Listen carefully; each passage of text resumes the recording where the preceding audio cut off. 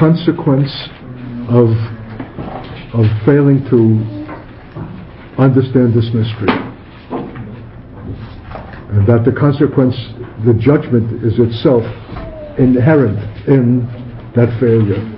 Don't forget what I said when we talked about this. The greater astonishment is of men who are internationally known, who have not this mystery, and they know it, and yet they speak of it as if, well, I just missed that part, but God has shown me other parts, so it's not all that important. That is to say, they are not stricken by the fact that they have not the revelations. They don't take it before the Lord with any kind of remorse or chagrin or concern that something is wanting, that I do not see this, though you've allowed me to see everything else, and yet I can read sufficiently to see how insistent Paul is over this mystery. It's central to him, and there's a consequence for the failure to receive it. What's amiss with me? That question is not raised, and that bothers me, that there's not an adequate concern for the omission of the mystery. And if that's true on the part of the church's most significant speakers, what then about those who are under their authority and under their influence? They also will shallowly disregard this to their own detriment. Just as the Lord has contained himself in the heavens, Acts 3:21, has imposed upon himself a restriction. He cannot come. He will not come until the restoration of all things spoken by the prophets since the world began. And of course we know what is the one thing spoken by the prophets. Whether it's Ezekiel 37, whether it's Isaiah 35, and all of the subject of restoration, it's the restoration of Israel, not the restoration of the church. My greatest conflict has been with the restoration movement, because they have configured and interpreted it to mean the restoration of the church.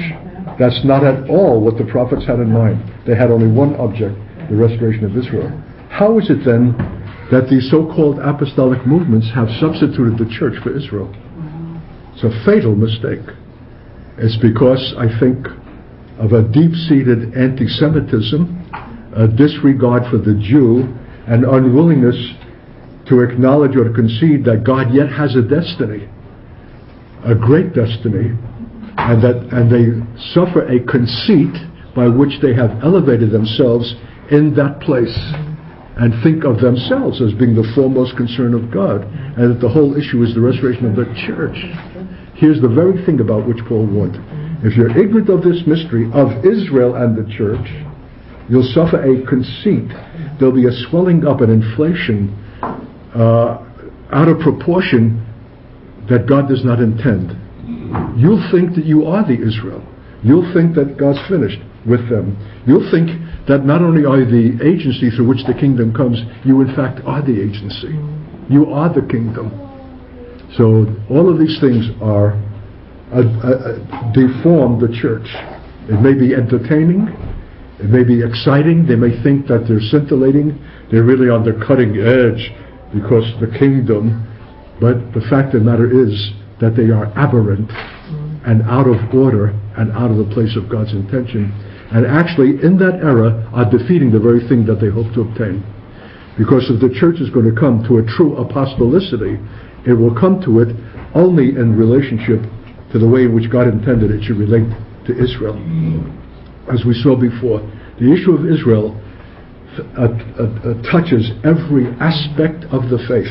We don't understand the significance of the Word of God, the mystery of preaching, the proclaimed Word, the prophetic phenomenon of being the mouthpiece of God. We will belittle it.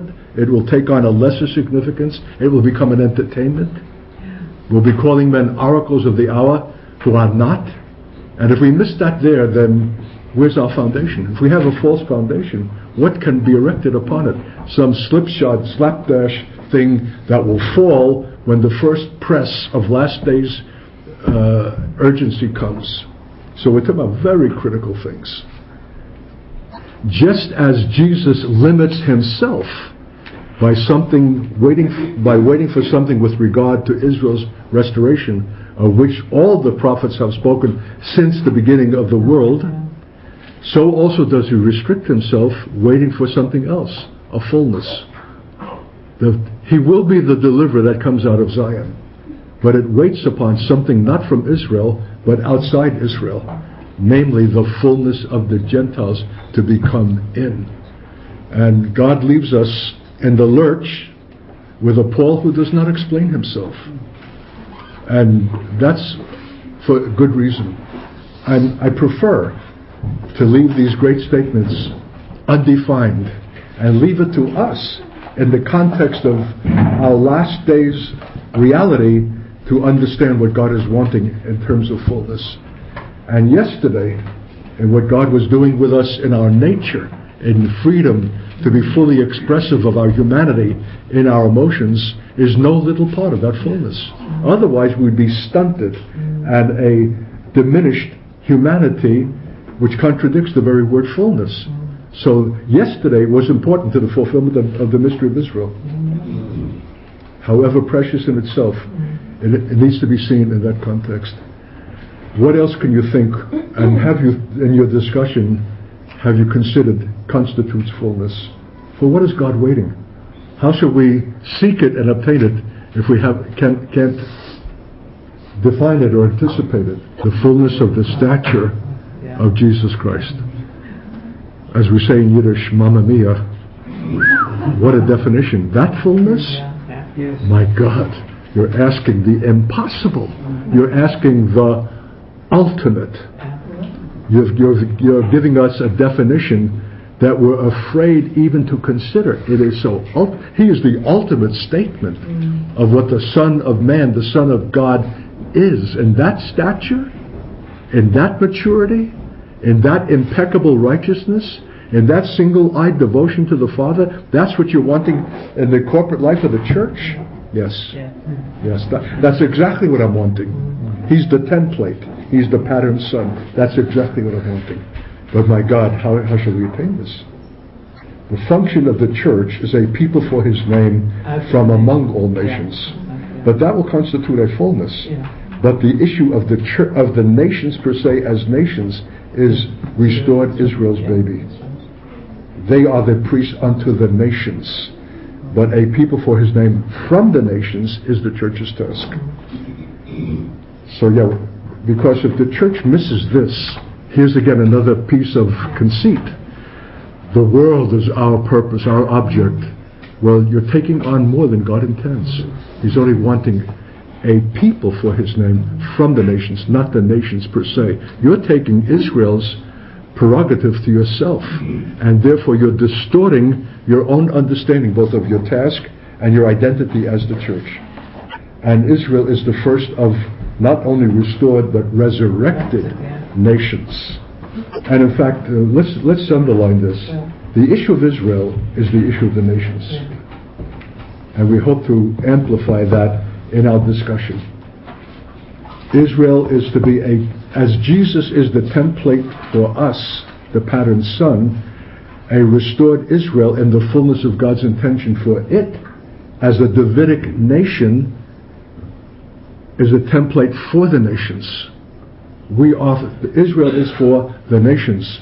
You could put down Deuteronomy 32:8 as a pivotal verse, which I never hear anyone explicate. That when God determined the number of the nations, He did so in proportion or in terms of the number of the sons of Israel. It's a real mystery verse. You may have a somewhat altered rendering, but this is the nub of it. That somehow from the very beginning, in the wisdom of God, the issue of nations was the issue of Israel. And some scholars say that when Jesus sent out 70, and not to take anything with them and to proclaim the kingdom which is at hand, the number of 70 is representative of the number of nations established by God. The fact that we have over 200 and close to 300 nations today shows the vanity of nations that God never intended as independent or autonomous entities. But everyone wants their own independence, their own borders, their own this, their own that. And so there's been separation, wars, revolutions, uprisings, for independence. But I think when the millennium comes, we will have the number of nations of God's intention. Maybe that's why we have the Balkan crisis. Kosovo, Serbia, Croatia, each one splitting off its own fragment and identity, when the remarkable thing is, both Croatia and Serbia are Slavic. But one has grown up in the Islamic identity, the other in the Orthodox, and they've been historic enemies, though they are ethnically and racially one people. Well, when he comes who will judge between the nations in equity, those issues will be resolved. There'll be no necessity for an independent Croatia, an independent Serbia. The whole of the Balkans may be the one nation of God's intention. But what does it wait for? Not the United Nations. What it waits for is Zion. That the law can go forth out of Zion, and that he can arbitrate between the nations from the throne of his theocratic rule in Zion, in the city of Jerusalem, in the restored nation of Israel. That's why the enemy opposes this whole stratagem. They do not want to see a restored Israel with a restored Jerusalem, because Jerusalem presently is not a fit habitation for the king. I don't even like to go there myself. So there's a violence that must come. That ties in with Jeremiah 30:31. The city will again be built upon its heaps. This was my argument with John Vanderhoven. It's taking place right now, Art. What are you talking about? Look, there's the earth-moving equipment. I said, dear man, please pay attention to the text. It says, the city will be built upon its heaps as unto the Lord. I said, this is not unto the Lord. This is unto man. And this will constitute the heaps. With that, I could have been gently or violently ushered out of his office. Why? If I could take this liberty, he's Dutch. He's a Gentile believer whose conscience is stricken with the abuse that had come to Jews at European hands. And he wants so much to make up for the injuries of the past by accommodating present Israel and seeing it being established. So that if anyone suggests that this thing that is dearest to his own heart, for which his own son is serving in the Israeli Defense Forces, is painful to consider. And yet he calls me a prophet. And more than that, he says, you are the man, Art, for the nation. You ought to be the voice. They need to hear you. And yet when I speak to him out of that understanding, when it's in conflict with his own dearest heart's desire, the guy will go livid.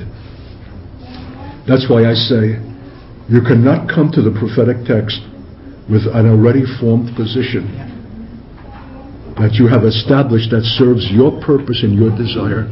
You can only come naked before the Word of God and allow Him to form His perspective. If you come with any charged thing that has got to be established, reinforced, guarded, or protected, you cannot, by that means, see truly. You come with a bias, and the Scriptures will only be something that you'll pluck out to reinforce what you already want to see established. That's going back again into the issue of propheticness. Okay.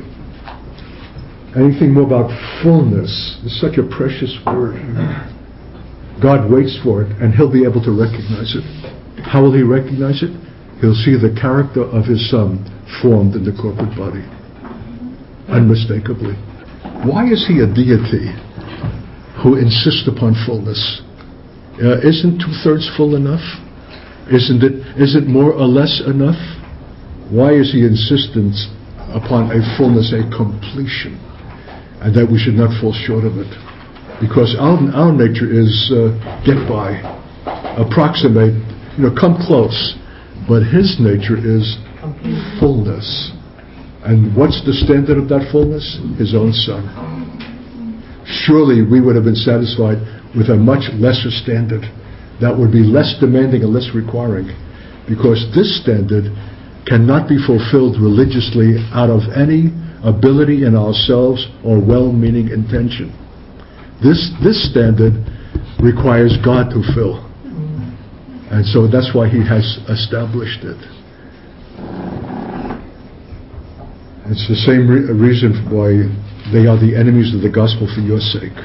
Because to meet them in that opposition cannot be performed on our skill in evangelism, our instruction, our preparedness, but only on the basis of his life, which is also his wisdom, his courage, his strength, his love. Because we're going to be treated nastily by mean-spirited Jews. And they're going to find the one place where we are vulnerable and know how to finger it and to trip it. So that we who have been well-ordered and living nice, complacent, spiritual lives will come unglued in a moment when they know exactly the point to press. And they know it. They'll instinctively go for it if it's there to be found. So if you can be tripped up by some depth of something that has not been sanctified, that will embarrass you and defeat the purposes of God in that moment. Because when you'll act with temper, rashly, or in anger, or unlovingly, that's exactly what they're waiting to see.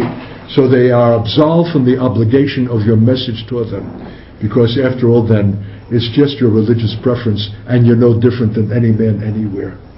They have got to see a consistency that cannot be altered by their own provocation. And they are the enemies of the gospel for that very purpose. They are provocateurs. They are Ingers writ large, who know where to find the area of the susceptibility just when you think you're riding high, and say one word and something comes out of you that has not been sanctified, that you didn't even know was there, and you've lost it. So the question is, where is this kind of fullness to be obtained? Where there will be no secret area that can be found by those who want to be absolved from your message and get let off the hook by a demonstration from you that they can provoke that frees them from the necessity to believe. Where will we come to that kind of exacting sanctification that there'll be no blind spots? In community. And the intensity of life that community is, which is a suffering, and being found out, because you're daily with one another in situations in which you'll see things that would otherwise have remained unobserved, and they'll be dealt with. So read the book about the orange juice episode at Ben Israel and the various things that in which we have lived. When Jesus was apprehended, he said to his accusers, "Which of you can convict me of sin? No, there is no thing in me." You cannot find a basis for accusation. That's why I have been on view before you for 3.5 years. I'm fulfilling the Exodus mandate. Take a lamb without spot, without blemish, on the 10th day of Nisan, and keep it till the 14th day, so that you'll not slay an animal that has defect or is blemished. You'll have 4 days, in case you would have missed that it's cross-eyed, or it's missing a testicle, or a hoof, or whatever. You'll have 4 days to examine that animal perfectly. For if it has a blemish, it's invalid. Why was God so stringent in Exodus with the blood that remarked their door and set about the emancipation of the Passover death? When I see that blood, I will pass over you. Because God the Father foresaw the Lamb of God and put him on observation before the entire nation for exactly the same length of time. Not 3.5 days, 3.5 years. For any half, any fraction is a portion of the whole. Was that the statement of his deity? That he was perfect and they could find no fault in him? Or was it the statement of his perfected humanity? Tempted at every point like as we, yet without sin. How could he be tempted in his deity? He was tempted in his humanity. Why? That we would be without excuse. That the same kind of relationship that he enjoyed with the Father and the same provision for overcoming which we enjoy by the Spirit is as much ours as it was him. He's calling us to that glory. And he had to be the pattern son And he was not attained by his deity, but by his obedience unto suffering and to death in his humanity. But Paul groaned for those under his oversight, that Christ be formed in them. He was working and laboring that they should attain to the same relationship that he himself had, because he knew that it's obtainable. In fact, that's the genius of what Paul is. That's what makes Paul Paul. He's the apostle because Christ is formed in him, and he's the very continuation of the Christ life. That had Christ lived past that death and continued in the earth, he would not have done other or spoken other than what Paul himself spoke or did.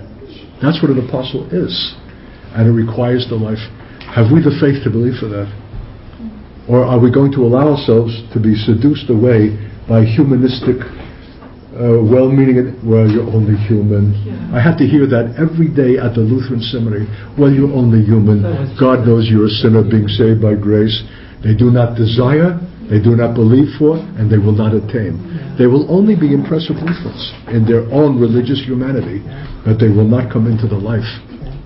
And maybe the fact that they're satisfied with infant sprinkling already condemns them from any possibility of coming into that life, because the life comes in union with Christ in baptism, in an immersion, a burial unto death. And if you're only lightly sprinkled rather than buried, how shall you attain? So see how that affects those issues. That's why they are the enemies of the gospel. For our sake, God is pressing us into himself. But our ego, our vanity, our pride wants to retain our own identity and succeed on our own strength, our own basis, our own righteousness.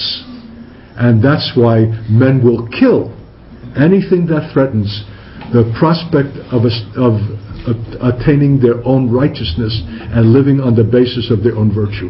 That's the whole issue between Judaism and the faith. And that's why Jesus was killed. That's why the apostles were persecuted. That's why the early church was harassed. They cannot stand the evidence of another basis for life by which it's not the issue of your merit or your work that your eternal destiny or acceptance from God is obtained, but on the basis of what is given as gift freely by grace. Therefore, Paul says, I live, yet not I, but it's Christ who lives in me. If we compliment Paul for being Paul, we have missed the issue, and we don't understand what he represents. Paul is the man of the resurrection. For him to live is Christ. We have to understand the glory of the cross as more than the provision for our sin, how unspeakably great that is. But in the death came a resurrection and an ascension to the throne, and what was poured out from the throne is the resurrected, the newness of life brought to its royal fullness at the throne of God and poured down for the governmental purpose into the earth, that men might live and move and have their being in that power, that authority, that righteousness, that grace, that sweetness.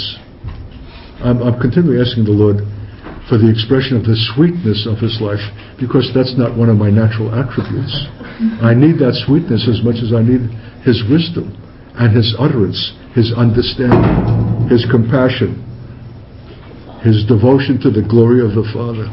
Everything is inherent in the life, and we have not sufficiently cherished the life and believed for that life in us. We have this treasure in our earthen vessels. Believest thou this? Well, what's it there for? That our stomach should protrude? It's there that we should live out of that treasure. And at any moment, when you choose to exercise your own humanity, your own energy, your own intelligence, the Lord draws back. He's a delicate spirit. He's the dove. Where you want to assert humanity, he'll draw back. You'll die to your humanity that's available to you and believe for his life, he'll come forward. Because you're dead and hid with Christ in God until his life is revealed. And when it's revealed unto glory. So we're called to continual deaths. Continual deaths. that his life might be expressed. For his life is alone righteous, precious, holy, pure, undefiled. That's the fullness God is waiting for. That fullness. And that fullness will travail for Israel. For it's his groaning. That fullness will wish ourselves accursed for our brethren's sake. It will even enable us to see Jews as our brethren.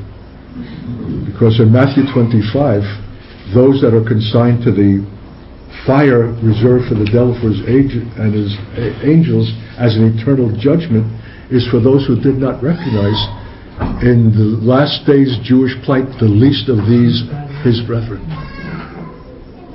It's a spiritual identification, more difficult to make when Jews are down and out than when they are successful. Who would not want to identify with Jews as brethren now, as they occupy executive suites and are CEO of great financial concerns, and are impressive authors and writers and artists and musicians and composers and all the rest. But when they shall be the least of his brethren, literally stinking, unwashed, in rags and in tatters, bruised and bloodied and bowed, and the offscouring of the world, the castaways, the outcast of Israel and the dispersed of Judah, who will want then to identify with them and call them brothers and be to them what we ought to be to those who are our brothers? That is to say, give them the last cup of flour and the last cup of oil, even to the detriment of our own families, because we cannot consider that they should go naked, thirsty, and hungry while we have yet a measure of anything. If it means our destitution, they will come before us. That's beyond religion, saints. And in that one thing, God will eternally determine those that are his and those that are not. And what does he say to those who give them? Clothing, visit them, attend to them. Ascend to the kingdom that has been reserved for you, righteous.